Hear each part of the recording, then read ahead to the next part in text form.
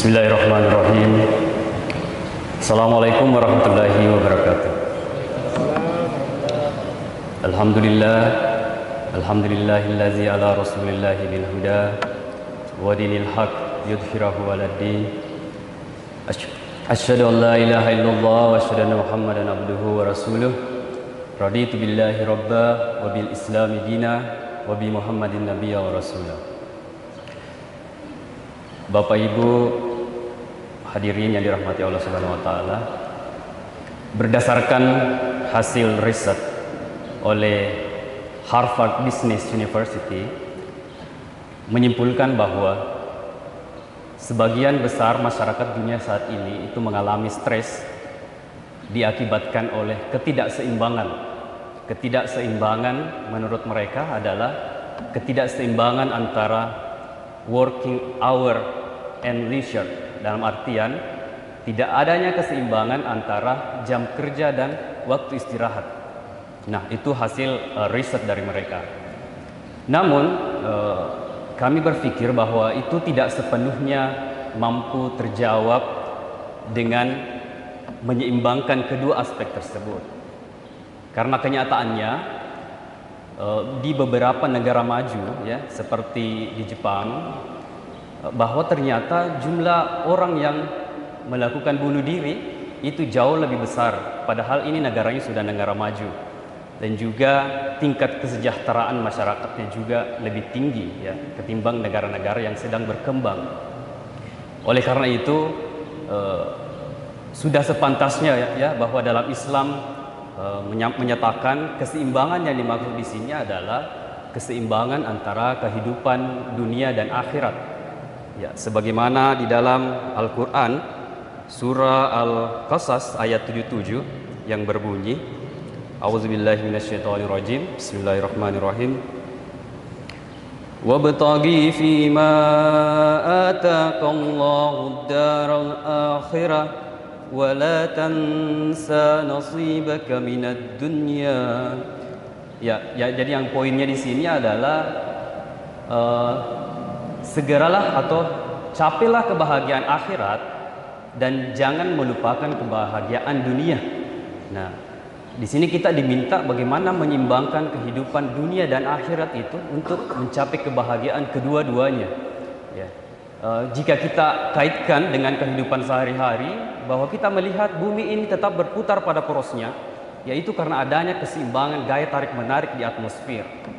Dan kemudian dalam kehidupan kita juga kita mampu berjalan dengan begitu seimbangnya karena adanya keseimbangan langkah kaki kiri dan kaki kanan.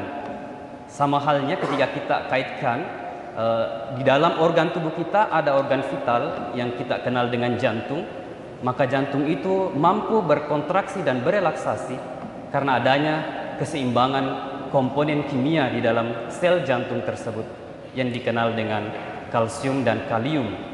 Sehingga di jantung itu ada kanal-kanal yang mengatur keluar dan masuknya kalsium dan kalium ini yang menyebabkan jantung itu bisa berdetak secara normal.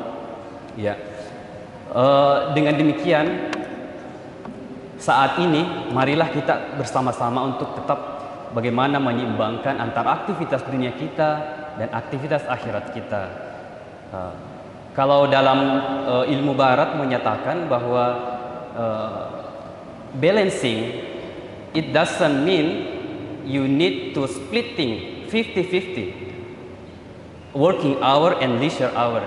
Jadi kalau dalam ilmu Barat sendiri meyakini bahwa keseimbangan itu tidak mesti 50-50 ya, tidak mesti kita menyeimbangkan bahwa harus 50-50 waktu, tetapi kita ada namanya skala prioritas ya.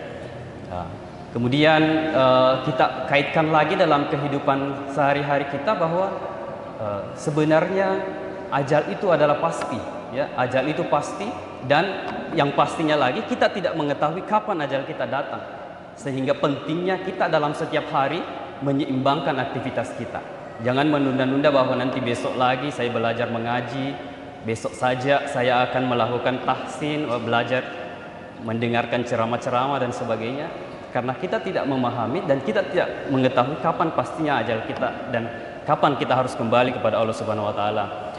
Dengan demikian, ya every single day, setiap hari kita harus tetap proporsional dalam segala aspek, ya, proporsional dalam kehidupan mengejar akhirat dan proporsional dalam mengejar kehidupan dunia.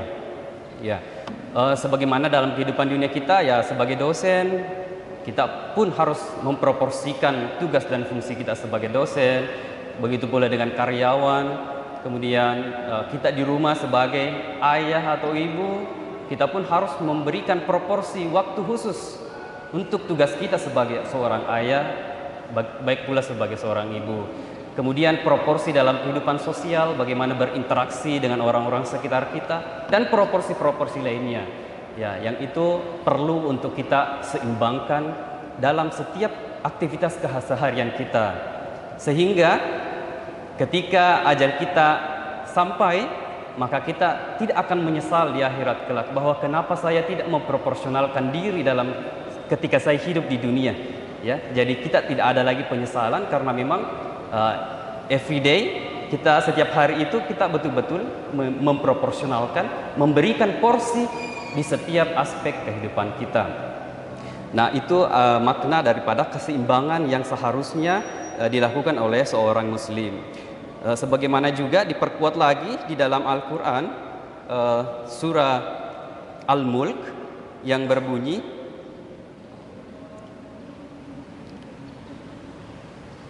Alladzi khalaqa sab'a samawatin tibaqa ma tara fi khalqir rahmani min tafa'ud farji'al basara hal tara min futur. Yang artinya bahwa Allah telah menciptakan 7 langit itu berlapis-lapis, dan semua ciptaan tersebut adalah adanya keseimbangan. Dan pernahkah kita melihat di dunia ini ada yang tidak seimbang? Nah, itu menjadi pertanyaan besar, bahwa dalam menciptakan dunia ini itu semua serba seimbang. Kehidupan kita juga semua serba seimbang. Jadi, jika ada di dalam diri kita ada hal-hal yang tidak seimbang, misalnya, mohon maaf, mungkin saat ini ada yang menderita gula darah tinggi, kolesterol tinggi, dan lain-lain sebagainya yang kadarnya berlebih, maka kita patut mempertanyakan diri sendiri. Mungkin ada hal-hal yang tidak seimbang yang saya lakukan dalam setiap harinya, sehingga hal itu bisa melebihi batas kadar normal. Karena di dalam tubuh kita sebenarnya itu ada proses homeostasis, proses untuk mengembalikan kondisi normal tubuh. Nah, jadi Allah sudah menciptakan sedemikian rupa tubuh kita ini untuk kembali normal dan seimbang. Namun jika kegiatan kita atau aktivitas kita senantiasa berlebih, ya, berlebih dalam berbagai hal, maka tubuh kita itu sudah tidak mampu lagi untuk mengatasi kelebihan-kelebihan yang dimaksud tadi. Oleh karena itu, marilah kita bersama-sama untuk kembali pada kondisi-kondisi seimbang, baik keseimbangan dalam kehidupan sehari-hari maupun keseimbangan dalam mencapai target kebahagiaan akhirat kelak. Saya kira demikian untuk kultum singkat pada kesempatan hari ini. Semoga memberikan manfaat bagi kita semua, khususnya kepada saya pribadi. Mohon maaf jika ada kesalahan dalam perkataan saya. Wallahu waliyut taufiq wal hidayah. Wassalamualaikum warahmatullahi wabarakatuh.